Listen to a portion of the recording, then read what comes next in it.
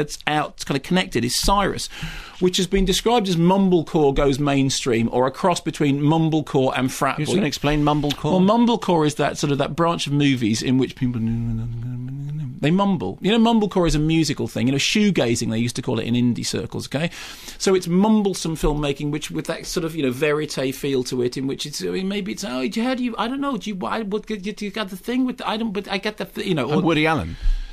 Actually, would Woody Allen have counted as mumblecore? No, because I think he has too many actual sentences with beginning, middles, and ends. That was your impression, though. It was your Woody Allen. Oh, I see. Fine. That's all my impressions. I can either do Woody Allen or Danny Dyer or the Camp Hollywood guy. They all sound the same. They're all like that. Doesn't matter what I do. Mumblecore, it's like that, but it's a little bit like that. That's how I do mumblecore. Good flappy hand action there. So John C. Reilly is a divorcee. This is actually, in many ways, interesting. He's a divorcee, right? He goes to a party. He's a, you know, schlubby guy who describes himself as looking like Shrek. And when he's at the party, just like in real life, he bumps into Marisa Tomei, who, just like in real life, when that guy meets that woman, says, oh, I really find you attractive. And the next thing you know, just like in real life, they're having a ding-dong. But the fly in the ointment is that she has a son, Cyrus, played by Jonah Hill, who actually has a Norman Bates thing going on, which ties it back somewhat to my son, what hath he done?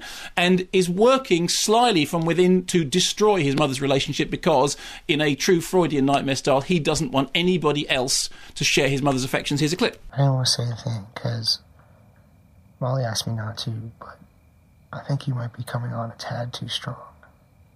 Wow, I mean, I don't want to get into it, but those were not the signals I was getting at all tonight. In the past, when she's losing interest, she tends to overcompensate sexually.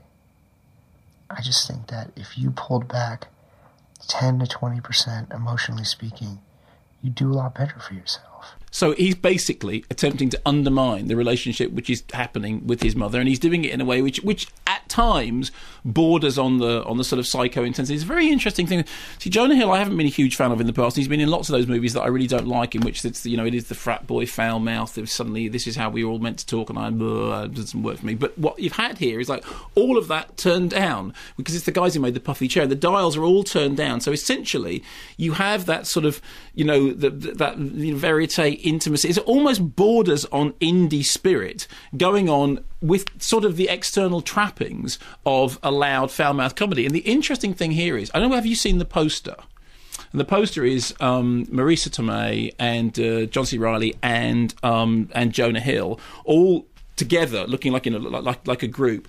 And then there's a tagline which I can't repeat because it's, you know, it's seriously, don't do this to, you know, with it, to his mum. And the poster makes it look like and he's the guy's making an obscene hand gesture. And the poster looks like the most awful, bawdy, you know, all those things that I really don't like. And I understand. Porkies? Well, no. Actually, the Porky's poster is relatively understated in comparison with the humour of that. Does it make you think that's what it's going to be? Yes, it does. It makes you think. Well, makes you think that it's going to be one of those Judd Apatow movies, which it isn't. Although clearly it is inflected by that, and clearly, you know, his stamp is on it.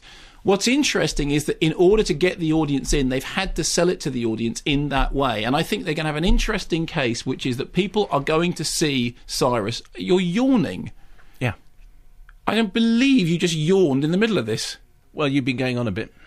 Okay, well, I think that what's going to happen is that people are going to go and see this film expecting one kind of film. They're actually going to get another kind of film, which is going to sort of, you know, somewhat confuse them. And I don't think that's going to help the movie.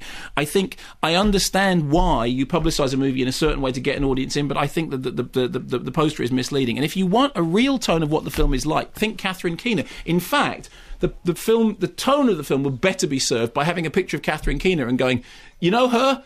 It's like one of the movies she'd be in, as opposed to going, you know those other guys? It's like one of the movies they'd be in.